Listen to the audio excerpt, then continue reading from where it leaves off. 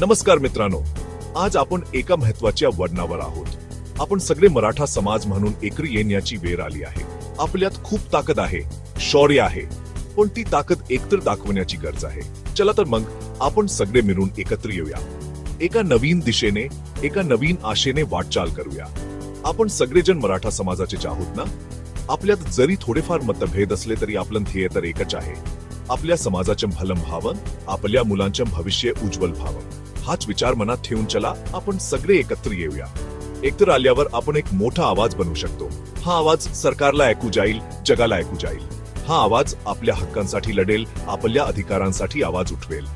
चला तर मग आपण सगळे मिळून एकत्र येऊया आणि एक नवी क्रांती घडवूया। मित्रांनो, गेल्या काही दिवसांपासून आपण आपल्या वेगवेगळ्या मागण्यांसाठी आंदोलन करत आहोत। आंदोलन करणं हा आपला हक्क आहे, पण आता आपल्याला आंदोलनांपेक्षा एक पाऊल पुढे जाण्याची गरज आहे। एक दूरगामी विचार करून, एक योग्य रणनीती आखून आपण आपलं ध्येय साध्य करू शकतो। सातत्याने रस्त्यावर उतरून आपण काही प्रमाणात लक्ष वेधू शकतो, हे खरं आहे, पण यामुळे आपल्याला कायमस्वरूपी तोडगा मिळेलच असं नाही। आपल्याला दीर्घकालीन विचार करावा लागेल। एकत्र बसून शांततेत चर्चा करून आपल्याला एक योग्य मार्ग काढावा लागेल।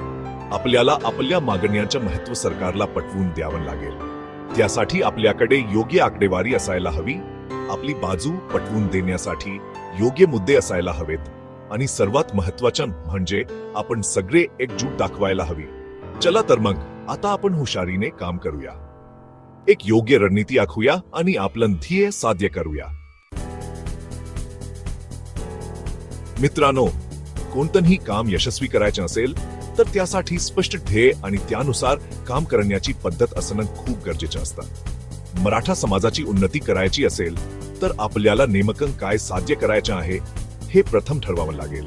शिक्षण, नोकरी, आरोग्य, सामाजिक न्याय अशा अनेक क्षेत्रात आपल्याला प्रगती करायची आहे। यासाठी आपल्याला काही ठोस उद्दिष्टे ठरवावी लागतील।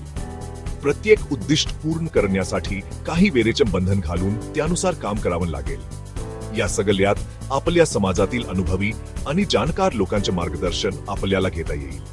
त्यांचा अनुभव आणि जाण आपल्याला नक्कीच उपयोगी पडेल। चला तर मग आपण सगळे मिळून एकत्र येऊया आणि एक असा कृती आराखडा तयार करूया जो आपल्याला आपल्या ध्येयापर्यंत घेऊन जाईल।